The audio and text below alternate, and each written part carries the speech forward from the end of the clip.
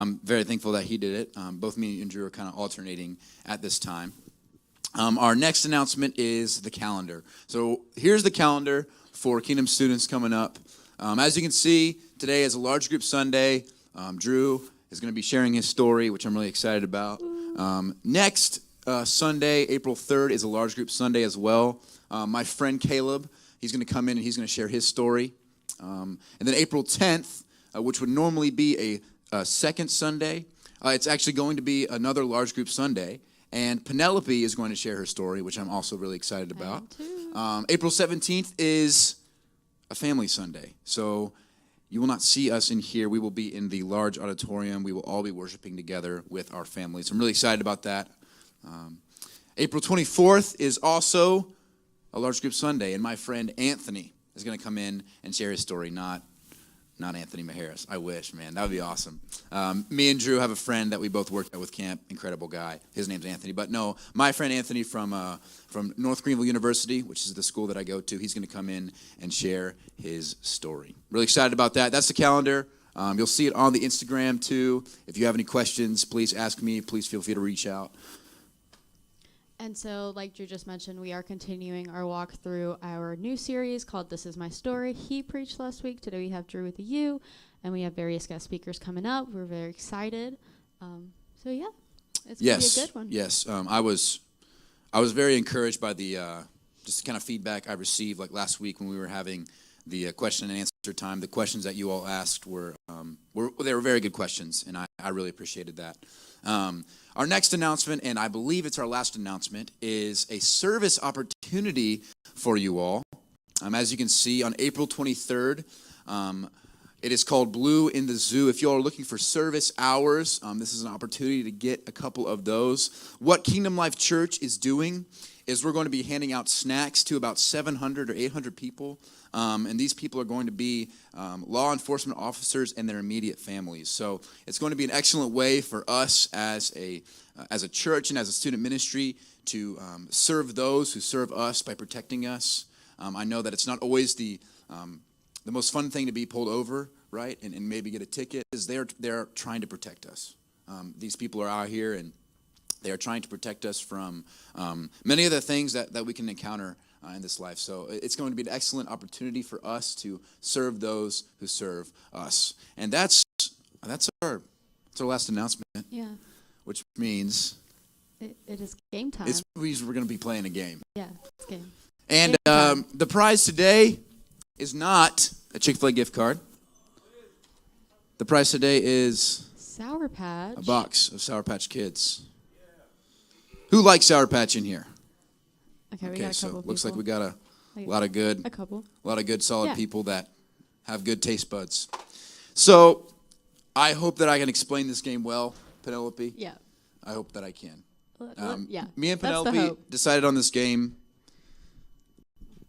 This week at some point. Not this morning. Might have been this morning. Might not have been. Maybe not. The world will never know. So the way that this game is going to work is it's going to require some participation from you all. You all are going to have to talk to each other to win this game. Okay? It's okay. You don't have to be scared of each other. We're all nice. Nobody in here bites that I know of. So the way that this game is going to work is you need to find 5 people that go to 5 different schools, and homeschool does count. 5 people that go to 5 different schools. You have to remember their name and where they go to school. The first person in this room to find, this is just a practice round, by the way. Yeah, sorry. The first round is practice. Yeah, the first round is practice. So you guys can understand. Just so we don't want to it. throw Just you so out there. So the way this is going to work is the first person to meet 5 people, remember their names, and remember where they go to school, is going to come up here and high five my hand. Okay, we'll just say that. And you have to stand in front of everybody and remember the person's name and the school they went to. You can't just be like, oh, I remember their names. I'm going to ask you, well, what are their names and what school do they go to? And you their names and what school they go to. Okay? Does everyone understand what's going on here? Yeah, they can do siblings. Yeah. They do go to a different school. This is just the practice round. So yeah. You can do siblings. Say what? Well, it's going to be a different Category. But It's we're not not the going same one. we're not going to tell you that yet. Yeah. You can't do Yeah. that. Wow. That'd be an advantage. Yeah. So, does everyone understand what's going on? You have to go around the room and find people that go to 5 different schools, remember their name, and the first person to do so, come up here and high five, and you win the practice round, which means you get a high five from me. So that's great. Is everyone ready? Does anyone have any questions about this game? Deuce, are you playing? All right. Okay. Corbin, are you playing? Okay. Great. Corbin is not playing. Eddie, are you playing? Eddie's playing. Woo. Awesome. Eddie does not go to school right now, but you can ask him what school he went to. That counts. Yeah. Oh, wow, that's funny. That's good. Are you ready? I think they're a little asleep. I know. I'm sure it'll wear off. 3, 2, 1, go.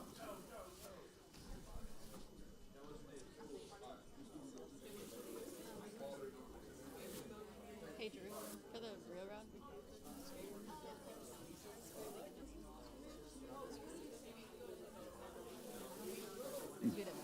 Yeah.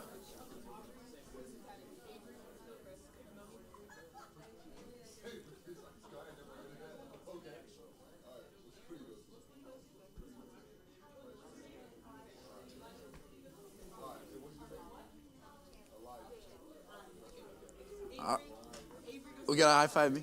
All right, we have a winner. Possibly. Oh, it's not 5?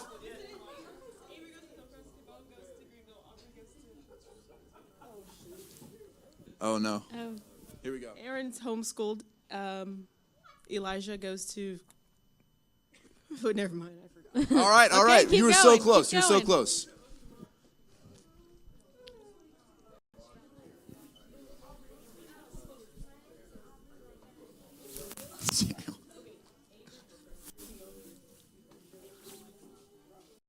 Oh, you don't like that? Well, this is the practice round. You can win the practice Yeah. round. All right, Deuce. Deuce thinks he has it. Deuce thinks. All he has right. it. Let's see. Let's see if you have it. Let's see. Okay, so we got Corvin. Corvin goes to Malden. Then we got Brian. Brian goes to Saint Mary's High School. Then we got Caleb. Caleb goes to Malden. Elijah. Elijah goes to. I mean, he goes to.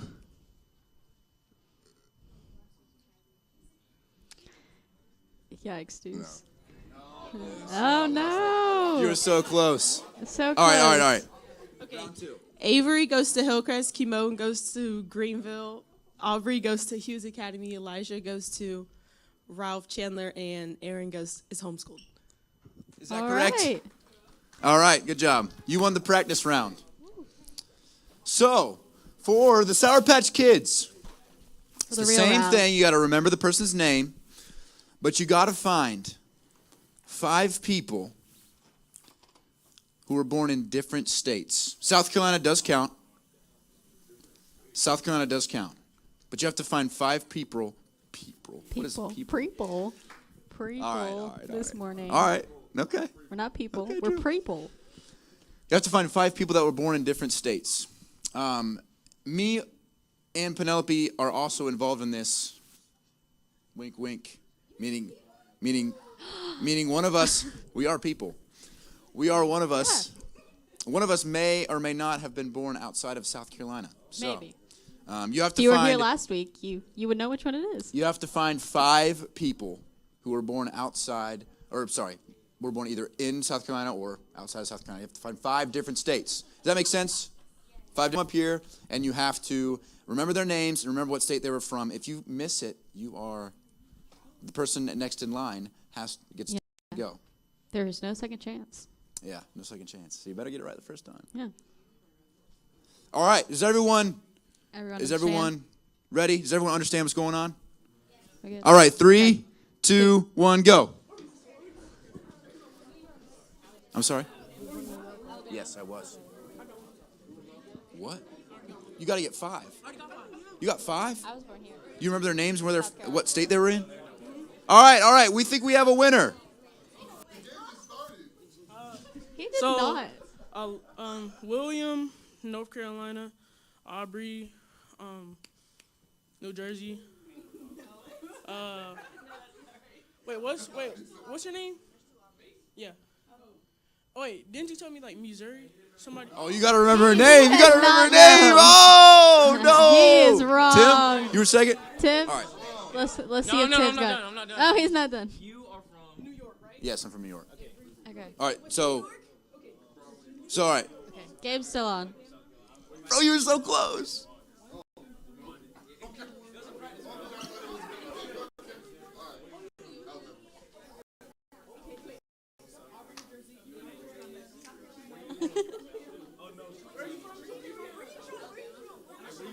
You gotta remember their names. Ask him Okay. their names. Okay.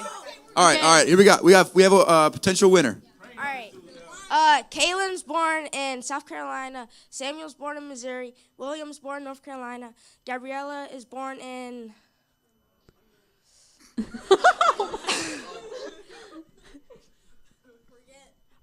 In New Jersey, and Gabriella's born in. I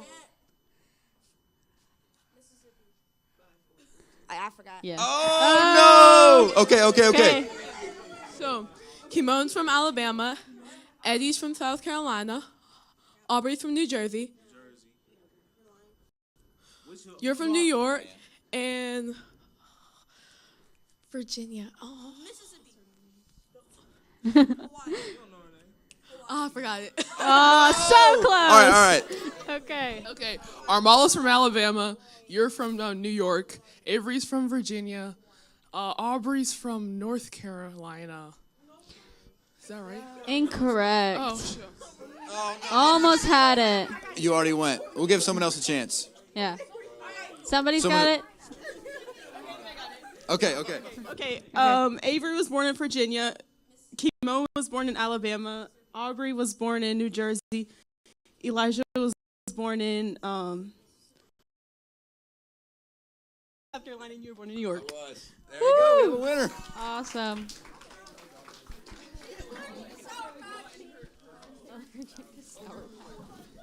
Interesting. Hey guys, could you please stand? We're entering a time of worship, and we're going to be singing Hold On To Me by Lauren Daigle.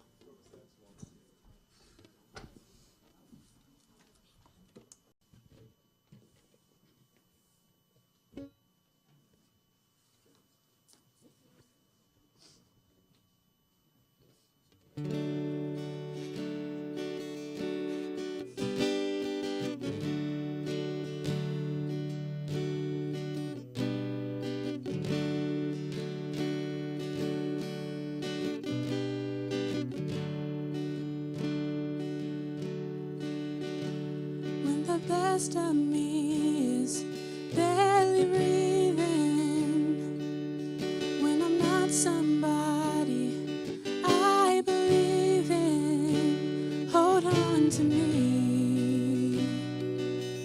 When I miss the light, the night is stolen, when I'm slamming all the doors you've opened, hold on to me.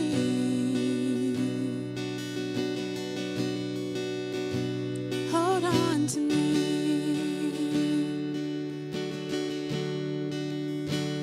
Hold on to me when it's too dark to see you. When I am sure I have reached the end. Hold on to me when I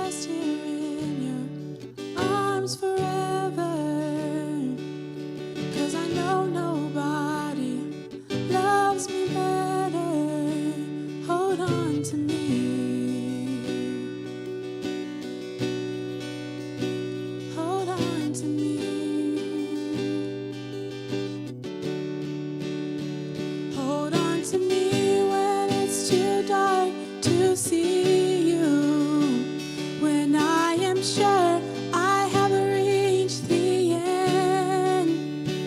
Hold on to me when I forget I need you. When I let go, hold me again.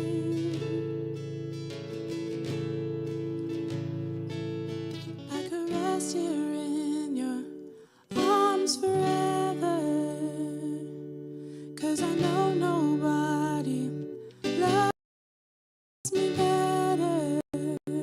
Hold on to me.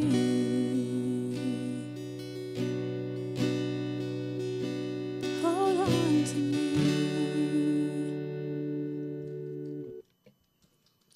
Next, we're going to be singing Known by Torrin Wells, and it's just basically about how we are loved and known by God.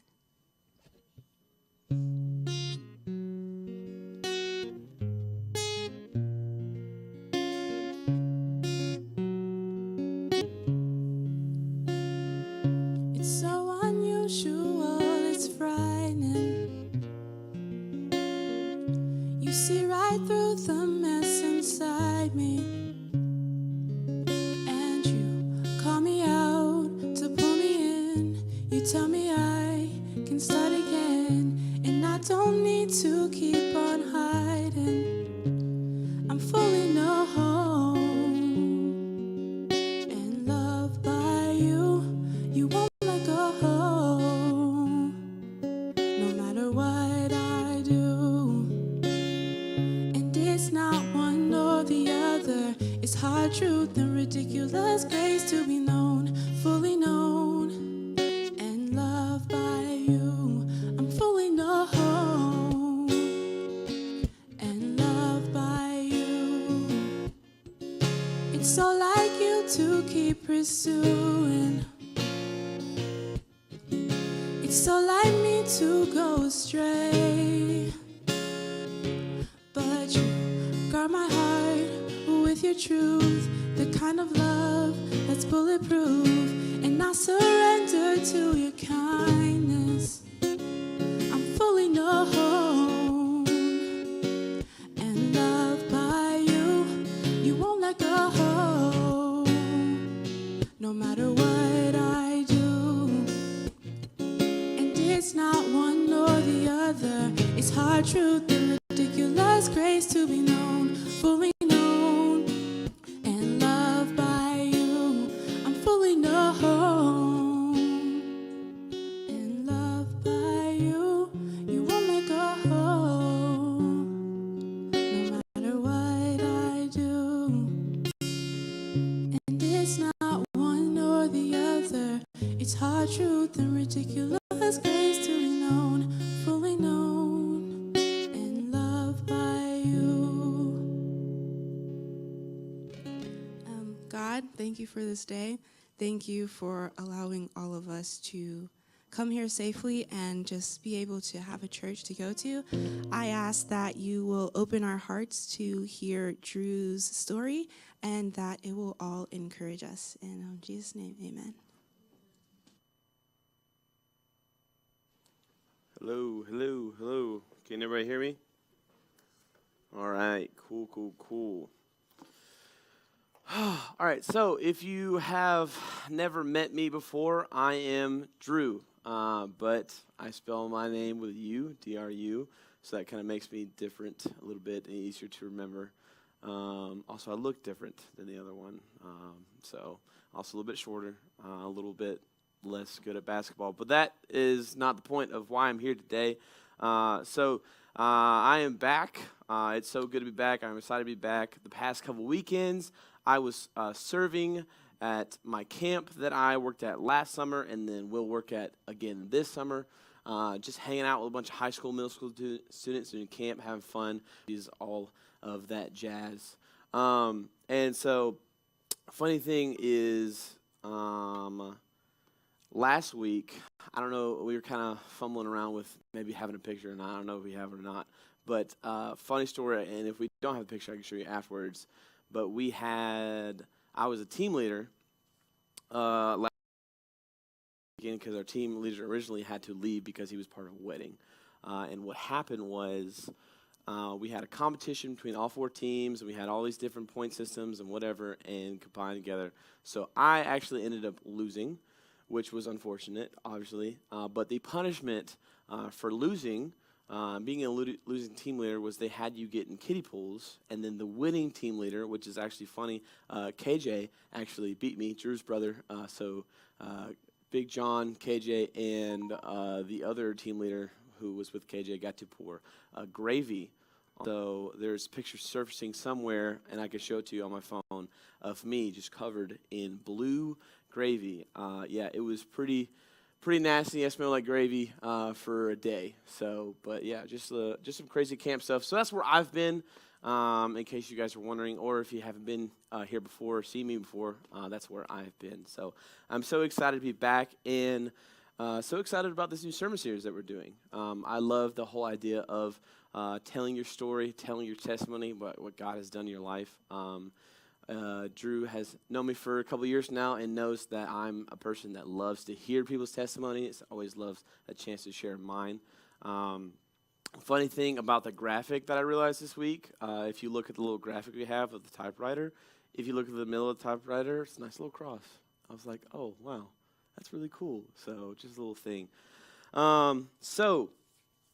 I was born in South Carolina, so if you guys would ask me the question in the back, I would have told you South Carolina.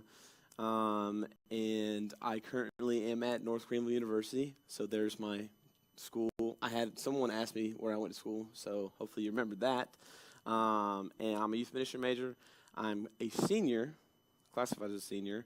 I have 2 more semesters till I graduate, praise God, and this is going to be my story. So I was kind of a kid that kind of grew up in church, kind of not really grew up in church. My earlier kind of elementary school years, I was in church, involved a lot.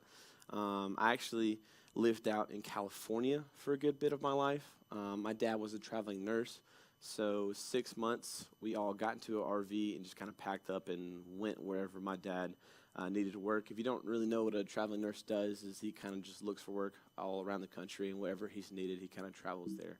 And so we ended up in California for 5 years in Marin County, just like 30 minutes outside of San Francisco. So to kind of give you guys some location. And I remember going to church every single Sunday, kind of going and being like, we lived an hour away from church. We had to drive through Oakland into Richmond to go to a church called Hilltop Community Church out there. And so the reason I say we had to drive an hour to church is to kind of get you guys to realize that out there at West Coast, there's not a church on every single corner. Like when you guys were driving here, you probably went, oh, there's this Baptist church, there's this Methodist church, there's that church, there's this church, whatever. There's probably like 5 to 6 churches on your way to here. For me, I drove an hour to one church, and I had 0 churches on the way. So just kind of give you some perspective. Church out there is completely different than how it is here. But so those were some of my early church memories.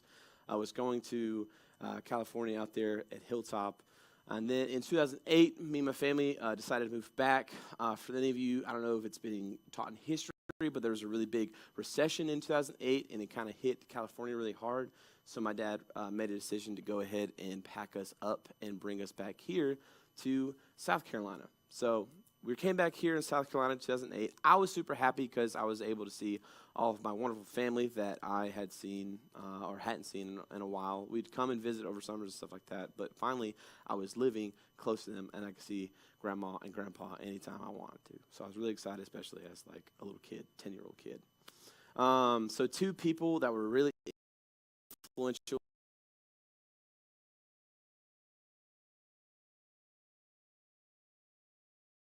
You know what I'm talking about. And then my aunt.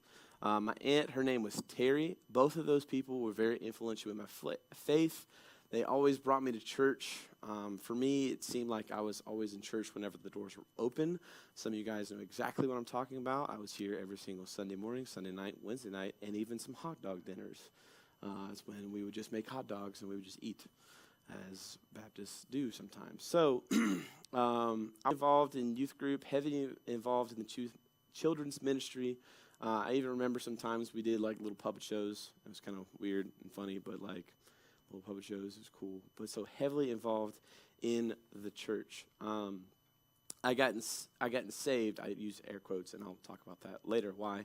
At a vacation Bible school, I walked an aisle, said a prayer, raised my hand, did all this cool stuff, and so I had somewhat of a relationship with Christ. But what I soon realized to come wasn't really a relationship at all, because something happened in my life that completely changed everything. So I told you guys about my aunt, right, Aunt Terry, and how she was really the person who made me who I am today. I was a very introverted person. Some of you that know me is kind of like, really? You're all crazy and yelling all the time. She's the kind of person that got me out of the shell that I was in. And so she was my number one person. She loved God, Gamecocks, and what else she loved? And country music. Those are 3 things that she just loved. And her car was garnet red. That's how much she loved. And she played Christian music nonstop. So she's a very influential person in my life. And unfortunately, in 2010, 2 days after my 12th birthday, my aunt actually got into a car wreck that resulted in her passing away. So it was really tough for me to go through, especially at that time of the year. Like I said, it was 2 days after her birthday. And when you're kind of younger, if you have a birthday during the middle of the week, some of you guys know what I'm talking about. Maybe you have a birthday on Wednesday. You always have your birthday party on like the Friday or Saturday.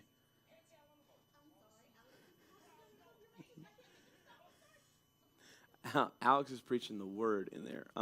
So that was funny. So you'd have a birthday during the middle of the week, and then a birthday party like on Friday and Saturday. It's like, oh, we'll have a little cake with the mom and dad and siblings today, but like all your friends will get to hang out with you like on Fridays. And so because of what happened with my aunt in the car wreck, we didn't have that. Obviously, I tell people all the time to kind of, when I was growing up, to cope with that tragic event that happened in my life, I say it's the worst birthday gift I ever received in my life. So from that moment, I really didn't know what to do with myself. I had this important person in my life that all of a sudden just went away. And some feelings came into my life that I were not prepared for. Feelings of anger, grief, bitterness. I was angry at the world. Honestly, I was angry at God because in my life, I just knew Sunday school, VeggieTale version of God. I didn't know like bad things could happen to good people. I said, if I'm following God and am I doing all these things, I'm going to church every single day, I read my Bible sometimes, why is he going to let something like this happen to someone like me? And so because of all those feelings and all that bitterness I had in my life, I actually walked away from my faith, or really what I thought was my faith. And so right around that time of all this happening with my life and with my aunt, I was making the transition from homeschool into public school. Some of you guys are in homeschool, some of you guys are just public school, some of you guys have actually made that transition just like I am. And as well, it's a very clunky and awkward transition. So I'm having all this life trauma happening right here before me, and I'm also having a weird stage of my life kind of going into a different setting of school. I'm trying to make friends, and I really don't know how to make friends because I've been living at my house for the past ever since I've been born. And so I really struggled at first. And so mixture of all these things I was dealing with, my passing away of my aunt, and mixing with all the awkwardness I was feeling at school, I started to kind of, in order to make friends and honestly get people to like me, I started doing things that I would never do. I started losing my values that I had grown up since a little kid. A big thing I had was a language problem. I had a big language problem. I cussed all the time because when you're in 5th grade and you say a bad word, everyone thinks you're the funniest person in the world, right? And so when I was doing those different things, I would get all this attention and like all these people. And like, oh, Drew, you're so funny, you're so hilarious, you're so this or whatever, blah, blah, blah. And so like people like gravitate towards me just because I was the person just kind of saying those words when they were too scared, right? And so what this created for me, and later on I'll kind of talk about different things that I struggle with. The first thing I ever struggled with, the first kind of addiction I ever really struggled with was people's opinions. I wanted to be known. I wanted to be seen. I wanted to be popular. I wanted people around me. I wanted to have as many friends as possible, because in that homeschool environment, transitioning to public school, you feel kind of alone.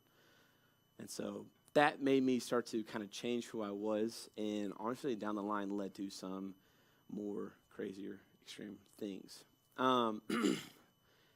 So from middle school into high school, things of cussing and acting up in class and kind of being a class clown and disrespecting my teachers because my friends thought it was funny, transitioning to things like alcohol and drugs.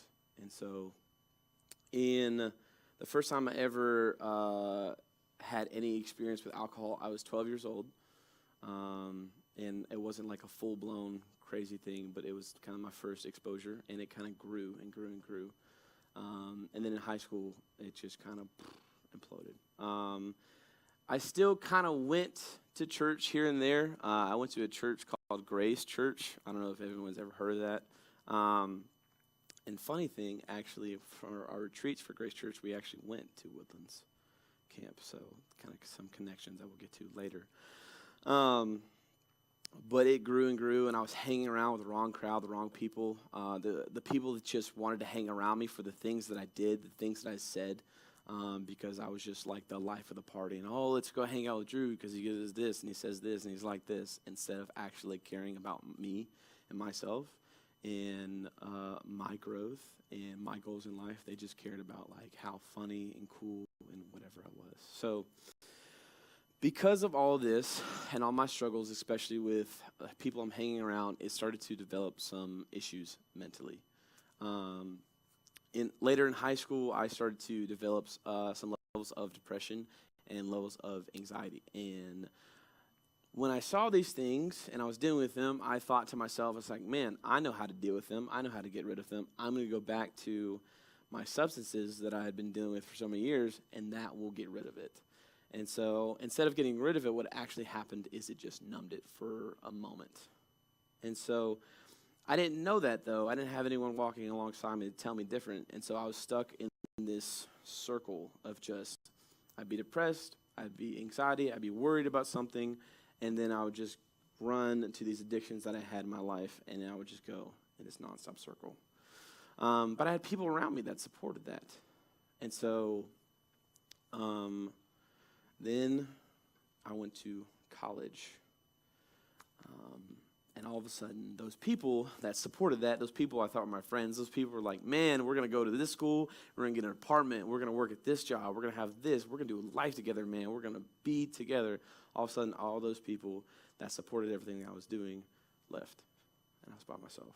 They went off to university colleges, they went off to colleges in different states, and I was stuck going to Greenville Tech. Some of you guys might be charter students.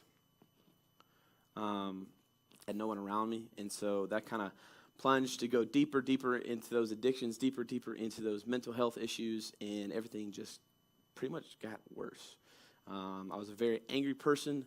I gained a lot of weight over my first couple years. I don't know if you've ever heard about the freshman 15. For me, it was more like the freshman 20, 25. And I really just hated life. Just going to be completely honest with you. Like, I hated life so much. I was still in that kind of circle of addiction, mental health issue, and it just kept growing and growing. I got into a very bad relationship my first semester of college. It's kind of another one of those things that I thought would help me get rid of the emotions that I was dealing with. I was like, hey, maybe a relationship is something that I can get into. And then I got into it, and then 2 months later I found out that person was actually cheating on me. And so that threw me completely the opposite direction, deeper into the sin that I was living in my life. And so with all that, my life just kept getting worse, kept getting worse. 2018, my family, I actually ran into some very financial issues. My dad actually, I believe, got laid off. I believe that was the year he got laid off. And so there's just a lot of stuff going on with my parents, a lot of stuff going on with me and myself, and I really just had nowhere to run to. And so life just kept getting worse and worse and worse, and I just kept going to certain things, whether it was addictions, whether it was people, relationships, whatever it was. I kept going and running to things I thought were going to solve my problems, and when in reality, they made them worse. And then 2019 rolled around, early 2019. And it was the first time I ever thought about a solution to my problem, when in reality, it was not. It's when I first started thinking about thoughts of not being here anymore, of kind of leaving this earth. Those thoughts that kind of started to creep in my head, and they got worse and worse and worse. And then all of a sudden, May 5th, 2019, my testimony I tell people is the May 5th testimony, whatever, cool little title. Because on May 5th was the day that I almost pretty much ended my life. It was the day I come to the end of my road. I was done. I had all these things in my life. I just felt like I didn't want it. This life was too hard. There was nothing left to live for, pretty much, in my life. So May 5th, I actually met with a very close friend of mine. I gave her a hat. If you know me outside of church, I wear hats all the time. I know that I don't wear hats here a lot, but I wear hats all the time. And so she was a very good friend of mine. She was actually supposed to be the last person to see me alive. And so I went back to my house, and I'm just overridden with so many emotions. And my mind is just going crazy with negative emotions, negative thoughts. Who in here can just think of like a cafeteria lunchroom, right? You think of a cafeteria lunchroom. You know how like it's not like my ears about to bleed loud, but it's a bunch of chatter, right? It's just a bunch of chatter, right? And so that's what it felt like, honestly, inside I thought I was going crazy. That's what it felt like inside of my head, but just negative emotions, negative talk, negative this, you can't do this, you shouldn't be here, no one cares about you, yada, yada, yada. Just over and over and over. And I was just like, oh my gosh, like what in the world? And all of a sudden, I'm in my room on the ground, tears flowing from my eyes. And then all of a sudden, that noise that was going on in my head just stopped. Silence. You know, you ever heard the phrase where it says, so quiet you can hear a pin drop? In that room, I tell people it was so quiet that you could hear a feather drop. That's how quiet it was. And this overwhelming presence of just peace kind of came, and it was just the most peace I'd had in my life for years. And then all of a sudden, out of the blue, you know how like some songs like just get stuck in your head and you just can't get them out. You're just like, oh my gosh. Like you're laying in bed, you're like, stop singing this song. All of a sudden, a song came into my head, and it was a worship song. And I was like, kind of like, a worship song? Like, what in the world? I hadn't listened to worship music in years. So I'd actually heard that song for the very first time the day before at my cousin's wedding. She got married, and they were like a very Christian couple, and so they were playing a couple worship songs, and just a song had popped up. And it was by Elevation. It was called Resurrection. And the thing that just popped up in my head, and it was over and over. It said just your name is victory. And I was just like, oh my gosh. Like it's almost like I found like the missing puzzle to my puzzle piece, right? I found it. I was like, oh my gosh, what in the world? Maybe all these things I was running to, that I was trying to fit that thing in my life to try and get rid of everything, all my problems. Maybe the thing wasn't anything of this world. Maybe it was the thing out of this world. And I remember I thought back to my earlier life when I was going to church a lot, and I remember the things that they talked about. I remember the things that they said. I said, man, like, why not? And so I legit wish I can tell you what happened within the next 5 minutes, but I'll be honest with you, I just don't remember. I got on my phone.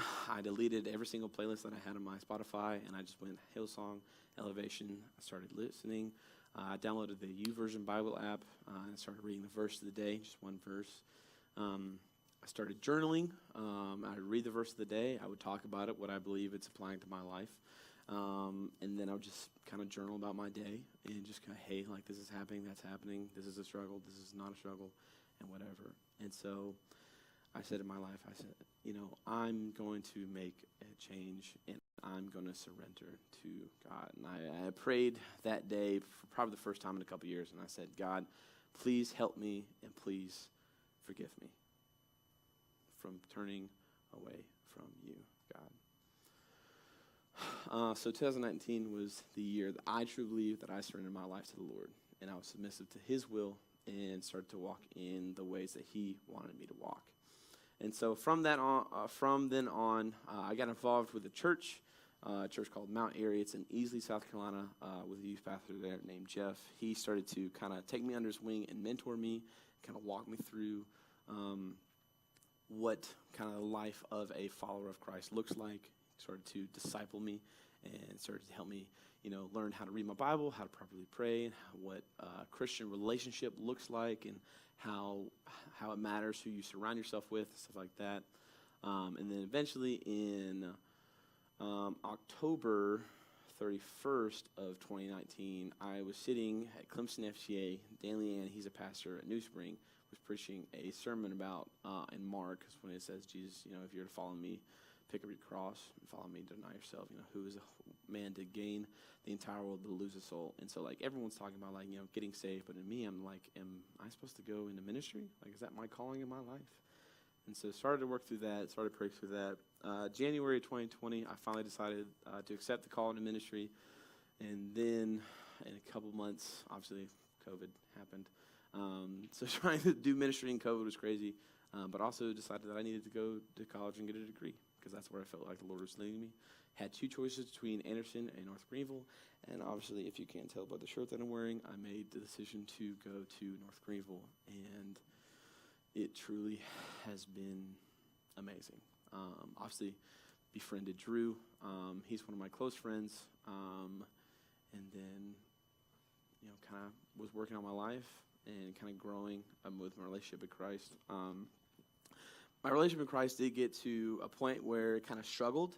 I was dealing with a lot of inward pride, not outward pride. I wasn't puffing my chest, but whenever someone would be like, "Oh, Drew, you're good at this, you're good at this," I'd be like, "Yeah, man, of course I am," right? And so I had a lot of inward pride, and so I was also in a relationship at the time that really wasn't glorifying to God as well. I don't know, relationships for me early on were not great. I'm in a good one now. I am working on with the Lord in mind. So praise God that I actually have a biblical relationship with Sarah, Shauna. Yes, she loves it when I talk about my girlfriend. Anyways, and so I didn't know all this, though. I didn't really want to deal with this. So what happened is I went to camp, kind of connecting the dots. Remember I said earlier when I went to Grace Church, we went to Woodlands. And I was like, oh, Woodlands is a place? Cool. I'm going to go work there and be a counselor. And I got there, and God completely just broke me down and said, hey, bud, I'm just letting you know it's not all about you. It's about me. Because, Drew can attest to this. Pee-wee is tough.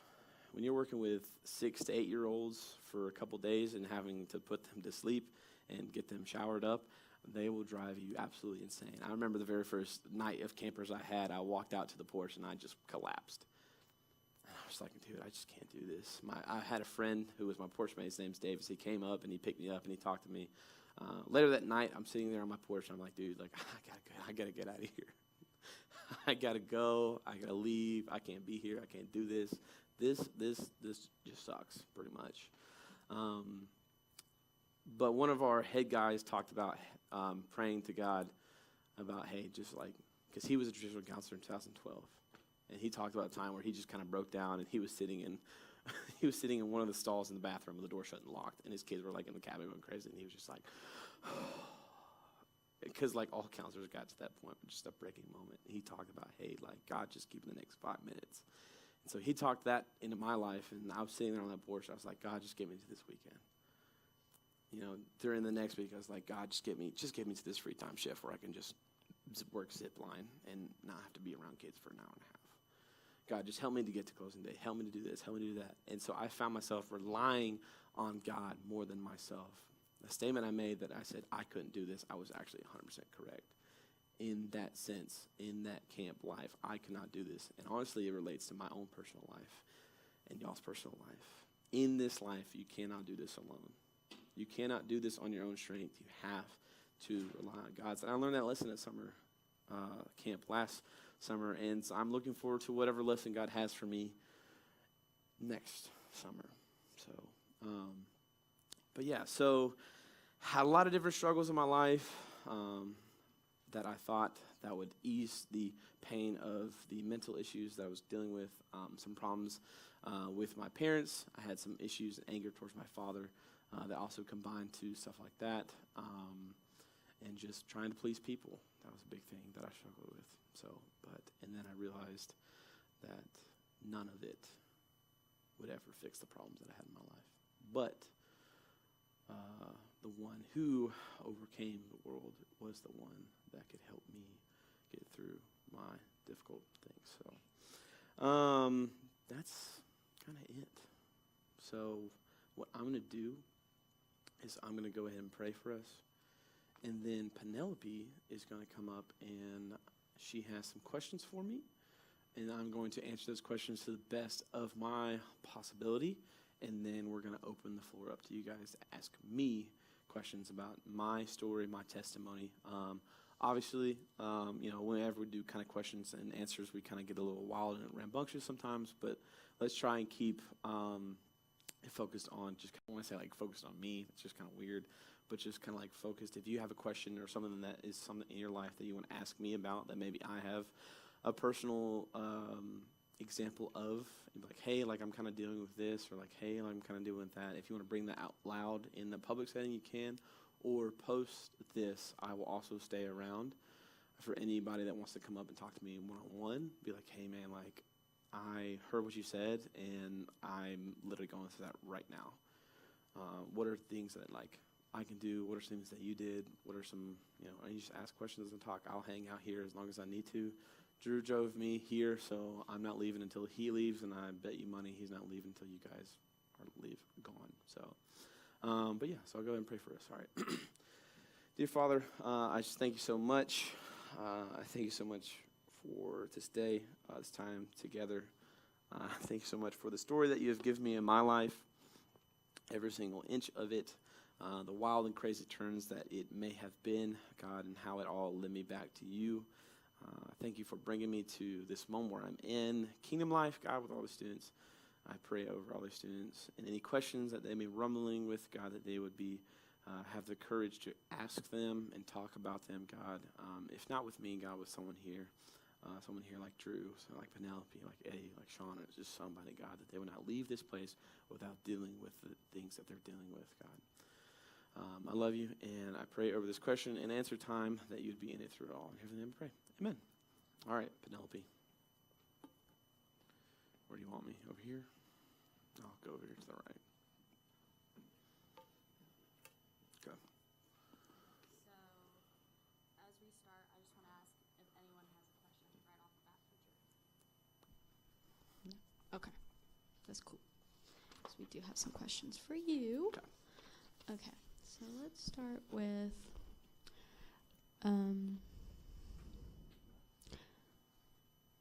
how has God put you in uncomfortable situations since your life changed? You said uncomfortable? Yes.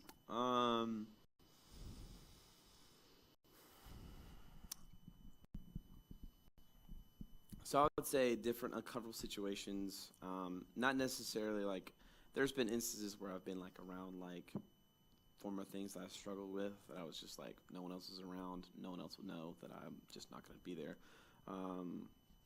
But also I'd say like an uncomfortable situation would be like when I was trying to figure out whether I wanted to go to Anderson or North Greenville. Like that was a very uncomfortable thing for me, and that was the thing I had a lot of anxiety about. Some of you guys are seniors and you're like thinking about going to this college or this college. It seems like you got an exceptions letter to one, you're like, great, I'll just go there. And then all of a sudden the next one pops up and you're like, no, I was kind of okay going to this school.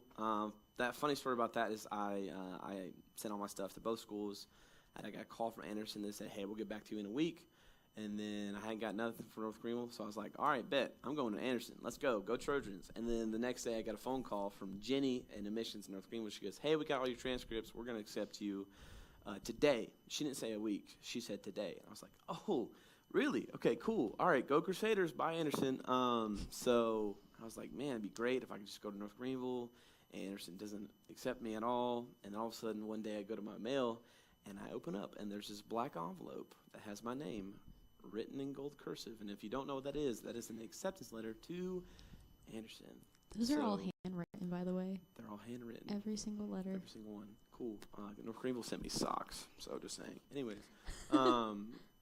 But so the uncomfortableness of that situation was because I was like, man, like, both these schools are great. They have different things and da-da-da. But I was just like, I have no idea where to go. And a lot of people that were around me, surrounding my life, were like, hey, bro, I think you should go to Anderson. You know, they have this award, this, that, whatever, da-da-da-da. And, like, they looked really fancy and whatever. I was just like, I don't know why, but I do not feel like God is telling me to go there. I remember I went during COVID. The church I was at the time, we set up a cross because we have a hill next to our church. And you can go to the cross, you can sit in the parking lot and listen to a Devo on the radio, and pray and do whatever. So I went and I drove there, and basically I was just like, God, like, where do you want me to go? And it was clear in that moment, just kind of for a while, I was just like, Tigerville, South Carolina, here I come. And so the biggest thing, and it also kind of talks about the same example with like me going into ministry. It's like I had a very uncomfortable situation because my dad was a pastor's kid, and he was kind of burnt out by the church because he was a pastor's kid.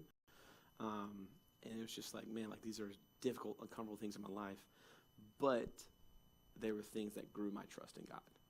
And so those are like some uncomfortable situations where it's just like you have a path, you have another path that a lot of people are telling you to walk down, and a lot of people are telling you shouldn't go down this one. I remember my aunt, my other aunt, I told her I was thinking about going to North Greenville. She goes, okay, cool. As long as you don't go and do anything ministry-wise, I think it'd be great. I was like, wow, it's actually funny you say that. I'm thinking about going into ministry because, you know, they say things like, oh, you'll never make any money. Oh, you'll never do this. Oh, you're going to die. You're going to live in a shack for the rest of your life, whatever.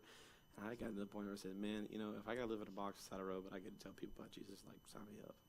So because that was my trust, and that is where, you know, my life was leading. So those are uncomfortable situations, yeah. That's awesome.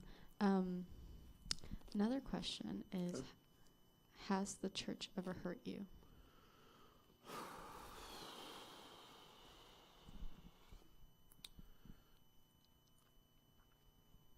The church ever hurt me. The hurt that was kind of in my life was not caused by the church, but the church really didn't help it. I had a very kind of washed down view of God. I thought God was just about sunshines and rainbows and VeggieTales and cartoon characters and whatever. I didn't realize, you know, that bad things could happen to me. And I was just like, man, like, I pray a lot, I go to church a lot, and like, I'm a good Christian boy, and it's just all of a sudden when my aunt passed away, I was like, man, what in the world was that? So necessarily the church like didn't necessarily hurt me, but because of their lack of biblical teaching and kind of aiding me through that. And like, yeah, I was like, oh yeah, I was a young kid, but it's still like, you know, they're able to. I know kids that were younger than me at the time that are able to grasp the concept of like bad things that can happen to them. And also like a thing that didn't happen was after that event happened, I didn't really have anyone come alongside me to kind of like check up and see how I was doing or anything like that. They just kind of like, you know, they did the funeral and, you know, all it is. And we got a couple pans of casserole and a couple cakes, but that was really it. So I don't think I was ever like straightforward hurt by the church, but because of the lack of teaching and discipling in my life and them kind of like walking alongside me in that time, I think that was kind of where the hurt kind of came from. You've talked about your aunt and your Nana who helped you throughout this journey, but who are some other people that helped you through your story, and when did you meet them? So obviously there was my cousin's wedding. I was just at that wedding and hearing the story of how they got together and how the person that she married, he was kind of a guy that was like me, and how she had prayed for him. He's like, God help him, God help him, God help him. And I remember sitting in the wedding, the seats, just like, oh man, I wonder if anybody's praying for me like that, because that's the life that I'm living. That's not like a person, but that's kind of instance where it's just kind of like, there's conviction kind of in my life. At Mount Airy, I talked about the youth pastor's name's Jeff. He is still a mentor to me to this day. There is never a break from school where I don't go have lunch with him at least once. When we get done in April, sometime in May, I'm going to go eat lunch with him, reconnect. And also at North Greenville, God has just placed some absolute amazing people around me in my life. Guys like Brett Plyler, who just give it to me straight and really doesn't beat around the bush. Guys like Ethan Pettigrew, who just inspires me to be a better leader.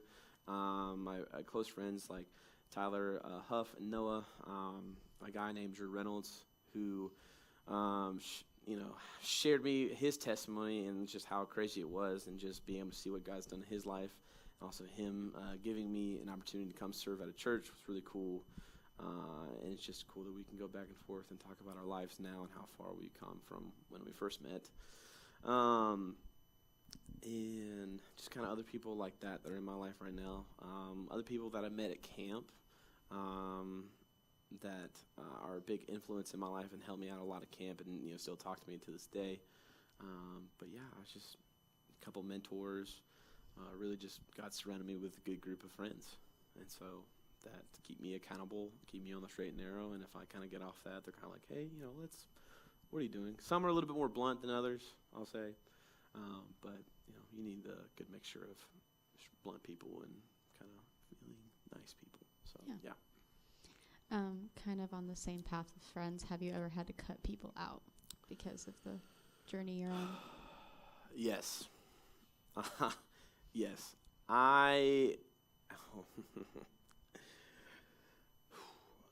When you start to change your life and become more of a dedicated follower of Christ, you're going to lose people.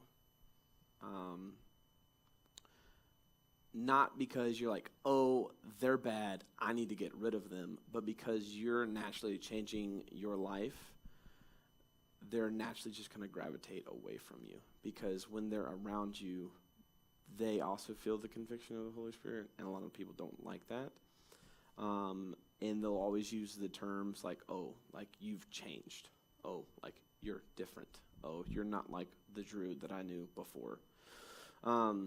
And so that was like really tough for me to deal with, because like they were friends I thought I was going to have for the rest of my life. I literally had plans that my kids were going to play with their kids, like in daycare and stuff like that. Like my son was going to be like the quarterback, and he's going to be thrown to like their son as the receiver, like stuff like that. All of a sudden I was like, hey, I'm thinking about going to ministry, changing my life. I stopped drinking.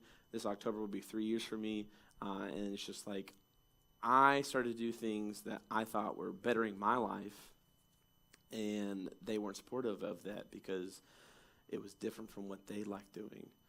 And so they just kind of naturally gravitated out of my life. I didn't really like forcefully cut them off, but there was just some instances where I just stopped hanging around them, because like if they're just be going to like Clemson and just going to bar to bar to bar, I'm not necessarily going to want to do that because of the things that I'm doing now in my life and the things I value. So they're naturally just not going to want to hang out with me. And there's some people that just, I did have to deliberately like, hey, like, I love you, but I can't really. And if you, like, anyone that ever like that, it's just the heart that I have for people is just like, hey, like, my couch is always open to anybody. I'll let somebody sleep on my couch for that's just who I am. That's who I was raised to be. So, but yeah, it's tough, it's difficult, but I've definitely had to cut a few people off actually. So. Okay. Do we have any questions? Yes, Deuce.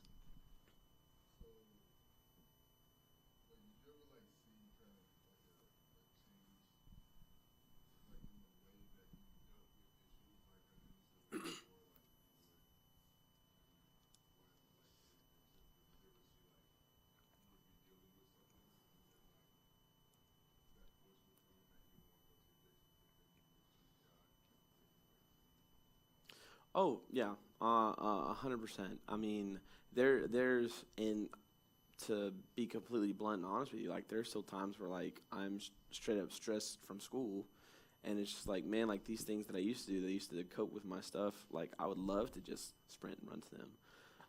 Some things there's not necessarily like a voice, but it's just like I've just like, for instance, I used to like do chewing tobacco. Okay, it's disgusting. It really is. It ruined my teeth. Anyways, like I don't have like I'm gonna run to the store and just do that. I was kind of country. I'm sorry. I don't have that desire really because it's just like so much out of my life that I don't have that struggle. But there's other things going on. Maybe necessarily like in an instance where I'm like frustrated at someone. And it's just God's like, hey, how about instead of like yelling at them and trying to like almost feeling like you're like the person like they're trying to attack, instead of doing that, like showing love and grace as Christ did. It's funny. I had a counselor come up. This is his first summer and his first time working with younger kids. It was Cotter, if you know Cotter. He came up to me and he was like, hey, I'm about to punt a kid 20 yards. What do I do? He was just so upset about this kid and how he was acting up and he was going crazy. He's like, I'm literally about to throw this kid out of the chapel. And I told him, I was like, hey, like, in this moment where you want to choose to be angry and you want to choose to be forceful, I said choose to show love and grace instead. That's because that kid's most likely not used to that way of showing discipline. And so, like, that is an example of just, like, with me dealing with people instead of just, like, being like this, like, oh, I'm on, I got my dukes up the whole entire time, like, I'm on the defense, I can swing and stuff like that. It's just, like, I'm going to put these down and, like, talk to a person. That's an example. So, any other questions? Yes. So, like, what are ways that the Lord talks to you, and like, how do you That's a great question. Before I remember that, because sometimes if I get too crazy wild off, I forget. Okay, but I'm gonna set up how I feel like I hear the Lord best. I feel like I hear the Lord best because I'm around Him, right? I'm in His Word. I know how He speaks to the people in the Bible and how He moves throughout the Bible. So I know the ways that He kind of like speaks through His Word. And so that helps me transition to like knowing how He speaks in my life. I had a mentor one time in our men's ministry at my area when I was there. He told me a story of like how he had a child. Obviously, none of you have children. How baby talk is a thing. You guys know about baby talk, and it's just goo goo gaga, whatever, and they have no idea. What are you saying, right? He told me that when his son first started to talk, he didn't have any idea what his son wanted. He had no idea when he was hungry. He had no idea when he needed to go to the bathroom. He had no idea when he needed this, whatever, he said, but the more I was around my son and to pick up on the cues and different things like he wanted, I was able to understand what he wanted and what he was saying. And he brought some clips from his son into the Sunday school that he was leading, and he played them. He played them out loud, and he'd be like, oh, baby noises, whatever. And he'd ask the small group that he was leading, he was like, okay, so what is my son saying? And they would look at him like, I don't know. Like, I don't know what you're talking about. And he would tell him he wants some food. He needs some milk or something like that. Or like this sound is he needs to go to the bathroom. Basically, his gist was, if you want to know how God speaks, you have to be around Him and to be able to hear His voice. And the best way to hear His voice is to be in His Word, because that is the best way that He speaks. And so for me, in my life, when I started to be around God more, I was able to hear Him speak into my life more because my ears were less crowded. And my heart was open to the things that He wanted me to do. And it's, I don't want you guys to think like it's just going to be so super clear and easy, like God's just going to go, hello, Drew, I would like you to go to North Greenville University. No, it's never like that. It's always for me, like I would pray about it and I would just feel like this overwhelming sense of like, I believe like that's where I need to go. Like I could not stop thinking about North Greenville. I'd go to bed thinking about going to North Greenville. I'd wake up, North Greenville would be on my mind. It's just like this repeated thing over and over again, and I just couldn't get away from it. When a lot of people told me not to go to North Greenville, a lot of people told me to go to Anderson, that was also a thing where I faced a lot of opposition, because a lot of times what Satan will do is he'll try to bring opposition in your life to where God wants you to go. Instead of like, when I was thinking about going to ministry, I was like, I had fear of my father. He was not going to support me to go into ministry, but I was just like, I have to trust God that he will provide and go down that path. So those are different things that, like, if it's repeated over and over, and like honestly just being around his word, seeing how he moves in the Bible kind of helps you understand how he's going to speak into your life. So, any other questions? Oh, we got two popped up. Here you go.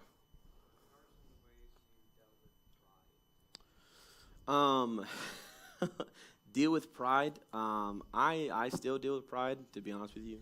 And God continuously humbles me over and over. But how I actively deal with pride is realizing that it is not about me. And having to remind myself that over and over again. God has given me a constant reminder of that by the way I spell my name. I found this out because a lot of people say I'm Drew with you, and over this past summer I realized that it's not about you. And so I have that reminder every single day thanks to the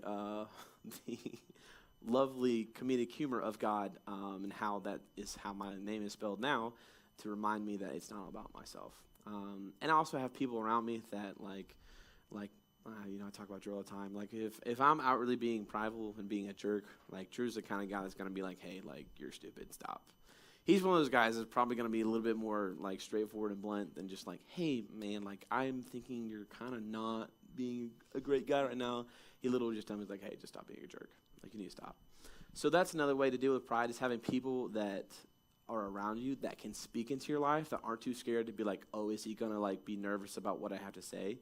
Because if you have people that are willingly speaking to your life, like, they love you and they want to help you. So that's another way as well. And putting God above yourself, I think that helps as well. And think about the time where Jesus washed the disciples' feet. That to me, like, just screams humility and not being prideful, because he stooped down to a servant's position to wash servant's feet, or his disciples' feet. Boom, there you go. So those are some things that help me. Any other questions from the kiddos or anybody else? Eddie. You referenced being depressed and lonely. Mm-hmm. When you were in middle school, high school, could you go to someone who might be able to help you with that and say, I'm depressed? Lonely is different. I'm depressed. Mm-hmm. That's why I'm acting out. Could you Yeah. articulate that? Absolutely. I personally chose not to, and that's where everything got worse for me. The biggest thing I'll ever tell anyone that's struggling with mental illness is talk about it. And if you're in this room, or maybe if you know someone that is struggling with mental illness, the best way that you can combat that is not going to leave it internally and leave it in the dark. The best way you can deal with that is getting it out in the light. I promise you, whoever you go to and talk about it, they're not going to shame you and think less of you, okay? They're going to want to help you. I thought I would talk about, because I played 3 sports, I played football, I did all this, I was supposed to be like this manly man or whatever. I thought that if I, as a man, and I'm talking to my fellows right now, ladies, I love you, but like, this is for my fellows. I felt like if I talked about my mental health to other people, I was less of a man. And in reality, that's a pride issue. If you think that you too much of a man, that you don't need help, I'm telling you right now, that's a pride issue. Humble yourself and go talk to someone. You have guidance counselors, you have pastors, you have parents. I know sometimes it can be really scary to talk to your parents, I know. But honestly, those are the people that know you the best. And those are the people that may have gone through things that you've gone through as well. You have other leaders at your church that are here to help you. You have college students that are around you all the time that have dealt with stuff like that. Please, please, please, please, please go talk about what you're dealing through. Like Eddie talked about. Did I have people I could have gone and talked to? Yes. Did I go? No. And that was a mistake that I made. So, anybody, any other questions out here? In the audience? Did anybody have any more questions? Yeah. Since we're talking about testimonies, do you think testimonies have to look a certain way? So one of the things I usually preach every single time I share my story, when Drew was like, hey, can you come tell your story at our church? I've told my story a couple times at other places, every single time. And I'm glad you asked that question because I almost forgot it. Okay, I almost didn't say true to myself. But usually every single time I talk about my story is I tell them, because my story can kind of get a little crazy. There's a lot more details to it, but obviously within time frames that we had, I couldn't go extensively. My story is not better than anyone else's in this room. And because just that's how God worked in my life. You might be in here and be like, hey man, I've been going to church all my life. You know, I got saved when I was like 5, and I truly believed I was saved, and I've just been going to church. You've dealt with other stuff that I haven't dealt with. And I honestly, I wish I had that testimony in my life, that I was a person that was consistent in my faith, in my walk with Christ. But unfortunately, it wasn't. But that's how God was moving in my life. That doesn't make mine better, just because it's more wilder or crazier. I think a lot of times, and I actually had this bookmark in my Bible that if I had time, I was going to go through it. But the story of the prodigal son, right? When Jesus is talking about the parable of the prodigal son, he says that there's 2 sons, right? There's a son that basically said, hey, give me my inheritance. You're better off dead to me. And then he went and he's, had a wild living, spent all of his money, and then got down so low that he was in the pig pen looking at pig's food and going, thinking about eating pig's food. Man, these pigs are eating better than I am. And then thought back to go back home to be a servant, not a son. It's because his servants got fed better than him and treated better than him. And him coming home, the father seeing the prodigal son and springing to him with open arms, accepting him back in, not as a servant, but as his son, forgiving him, even though the son says, I have disobeyed you and disobeyed heaven. I'm not worthy to be your son. He said, you are forgiven. I love you. And he threw a big party and did all this, slaughtered the fattened calf, put rings on his finger, a coat around him, sandals and all that crazy stuff. But then there was the second son who stayed. Right? A lot of times for me, now in my life where I'm at, the second son part hits harder. Because now that I've kind of had a biblical faith, there's some times where I've ended up being like the second son. Where I've just kind of been a little prideful. Just hey, where's my spotlight? I've been here, I've done this, I've been faithful, I've been with you every single step of the day, and you won't even throw a party for me and my friends. It's pride. Pride issue. The pride of the second son, the sin of pride as of the second son was just as bad as the disobeyal of, I think that's the word, of the first son. Disobedience. Thank you. Sometimes I make up funny words. The sin is equal. And so those are 2 examples of testimony, one that left, one that stayed. Both of them are how God moves in each other's lives. So there's no testimony that's greater, no testimony that's less. If you're hey man, I've been going to church all my life, praise God, honestly, that's your testimony. There's kids one day when you're going to be around my age that are going to be struggling with, man, I've just kind of been in church all my life, and it's just I don't think my testimony matters. Then you can speak to them in their life. Well, actually, I remember when I thought that, but here's the deal. You can walk with them with that. So I don't think there's any testimony greater or less. So. How have you seen your testimony impact others? Okay. So that's actually a really good question, and I have a story for that. So last year I went back to Bay Area and helped them with their D-Now, and there was a guy who necessarily because I left to go to North Greenville and kind of be here, and there's kind of somebody else that goes to Clemson kind of stepped in to kind of feel like the guy leader shoe that I was kind of fulfilling, right? And he was actually a freshman on the football team when I was a senior. And so he got to see me in high school. He got to see me kind of at my worst as a senior in high school when I was a big prideful jerk and I thought I was just the best athlete in the world.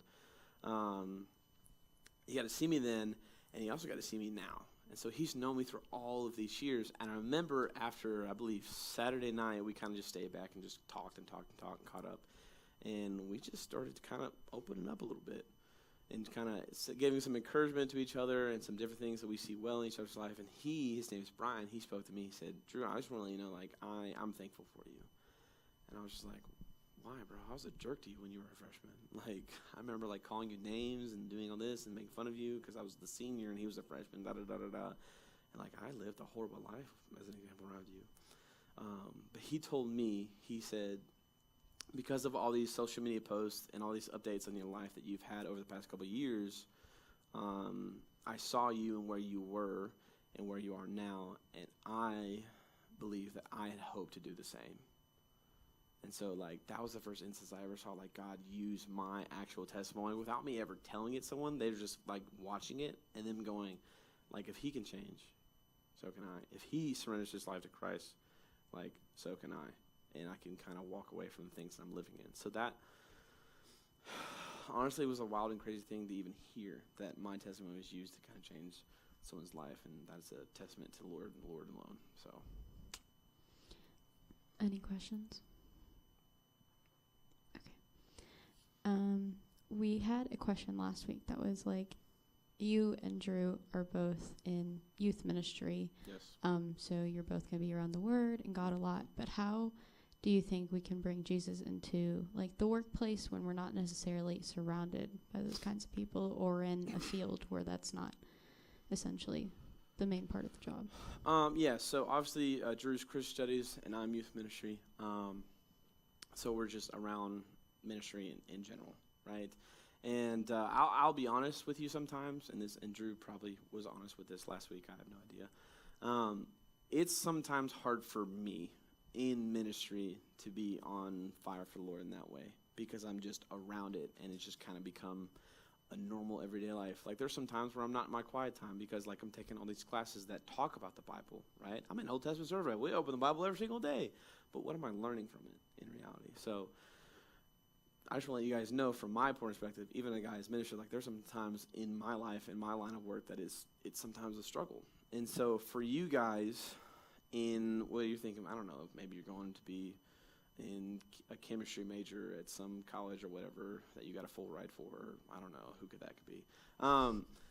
Or you were going to law school, or you're going to be a doctor, or you're going to be a teacher, or you're going to be this or whatever. There is the biggest thing that I can tell you guys to kind of show that off is just to, we were talking about this for the past couple weekends. We were talking about different I am statements that Jesus makes, and talking about how Jesus said that I am the light of the world. And in Matthew talks about that we are a light, a city on a hill, a lamp that, cannot be or should not be covered. And so that classic, be a light, but be an example of Christ everywhere you go. Like, if you're walking and you're showing people, like, the different things in your life, of how you are a Christ follower, how you show that love and grace that we talked about, instead of yelling at someone or going crazy. You are a person that is you're in the world but not of the world, right? You're not doing things that the world glorifies. You're walking the same lines that Jesus walked when he was here. You're just doing the different things. You're helping people instead of hurting people. You're encouraging people instead of putting them down. You're just being the light that people can look at and go, why are they different? Once you kind of get those questions popping, like, that's when everything kind of starts changing. Why is this person happy? They literally just had this happen, that happened. They have all this stuff going on at school. They have this going on at work. What's wrong with them? Why are they joyful? And that can kind of be an example of why. That's the first thing that kind of pops in my head, is just, like, being an example of Christ everywhere you go. Because that, even for me and Drew, who are called within ministry, right, we aren't doing ministry 24/7, right? Okay, we have classes, we play basketball, we eat. Okay, we don't just carry around a Bible just like reading it out loud to people 24/7, right? And so we are called to be lights, just as you guys are called to be lights, because we're all called to be lights, called to be examples of Christ everywhere we go. So in your line of work, wherever you're going, maybe you're a teacher, just the way you teach and interact with students can be completely different than the way they get whatever they're at home. I talked about how, my buddy Cotter, who's a counselor, he's like, man, I want to punt this camper 24/7. I told him to show him love and grace because he's not used to that, most likely. He probably goes home and he probably does something and get in trouble. What does his parents do? They yell at him. They are very aggressive towards him, right? They do, and they kind of belittle him. I said, if you lift him up in love and grace, he's not going to be used to that, and it's going to be a difference in his life. And he's going to go, what is different about you? There's something here. I want to know what this something is, right? So. Nice. This might be our last question, but you've talked about how you've had to avoid like substances and tobacco and those things. What are some other things you've had to avoid in your life since you started on this faith journey? Some other things. Situations is a big one. Just kind of like looking at it, and they're like, "Oh, hey, we're gonna go do this. We're gonna go do that," and you're just kind of like, I don't know about that one. I remember this was kind of earlier and everything. I was still kind of hanging out with some guys that I used to kind of hang out with all the time, and they'd be like, "Hey, we're gonna go downtown. We're gonna like go do this and go do that," and they were a rowdy bunch. So most likely, what's gonna end up happening was they were gonna either mess with girls or they were gonna get into a fight. And I was thinking in that situation, I was like, yeah, I think I'm gonna go to bed early tonight instead, get sleep, and go to church tomorrow. I'll be honest, I use going to church tomorrow to not go out on Saturday nights a lot. I said, man, they're like, "Oh, we're gonna go out, we're gonna do this, we're gonna go," and I'm like, man, I got church in the morning. I just don't want to be tired for church. And like I use church a lot as an excuse not to do things. So that situations is one of them. Certain people. Not that I'm saying you should not just be around certain people. I truly believe that you should be an example and a minister to everyone that's in your life and who God has placed in your life. But I do believe whoever you surround yourself matters. Whoever's in your inner circle matters. I'll say that. Whoever's in your inner circle of people matters.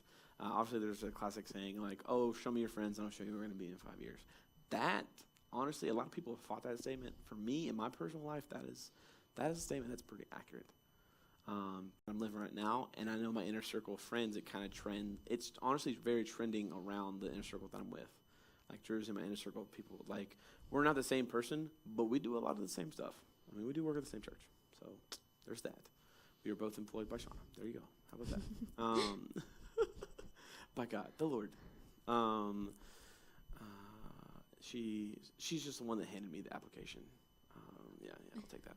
Funny, that application had a drummer on it, not youth intern. But that was really funny. Anyways.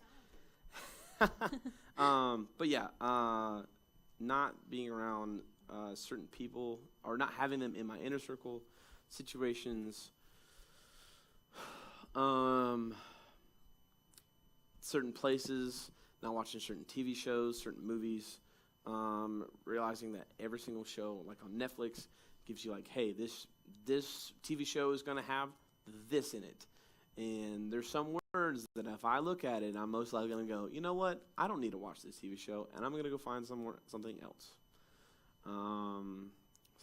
But that's an example, yeah.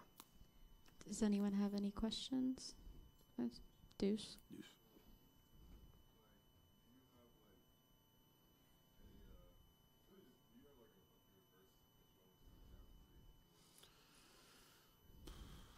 Favorite verse? Philippians 4:13. No, I'm just kidding.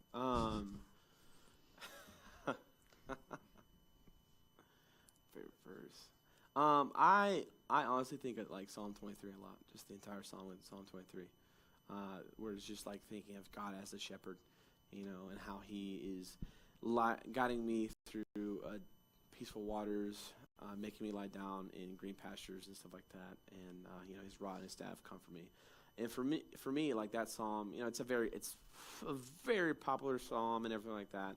But it's so true and so real to think of God as a shepherd, because what does a shepherd do? He takes care of his sheep. The shepherd's job is to take care of the sheep, and so that is his responsibility, and he cares about his sheep. So thinking just of God in general as a shepherd, knowing that He is looking out for the best interest of me. It may not be always the funnest thing in the world, but He is definitely looking out for me. So that is what I would say to that. Psalm 23 is a good one. So I believe that we are done. We are out of questions. If you have any questions you want to come and ask me afterwards, you're more than welcome to. So. Real quick about testimony at work. One day I